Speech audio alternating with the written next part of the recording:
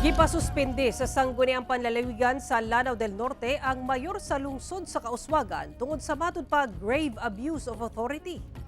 Sa usa ka resolusyon nga gipagula sa Sangguniang Panlalawigan sa Lanao del Norte, gipahamtangan niini og 90 days preventive suspension si Kauswagan Lanao del Norte Mayor Romel Arnado. Kini tungod matud pa sa grave abuse of authority nga gipasaka sa usa sa mga barangay kapitan sa maong lungsod. Nagsumikad kuno ang reklamo dihang gipasuspende sa mayor ang kapitan sa barangay Bagubayan tungod matud pa sa pagpanghilabot og sa operasyon sa panubig sa mong barangay bisan pa man nga walay igo nga due process. Sumala ni Lanao del Norte 1st District Board Member Attorney Leoterio Obial Jr., ang chairman sa Committee on Justice and Human Rights, nga nakalapas ang mayor sa Local Government Code tungod wala niini nasubay ang gitakda sa balaod sa pagsuspende og elected official.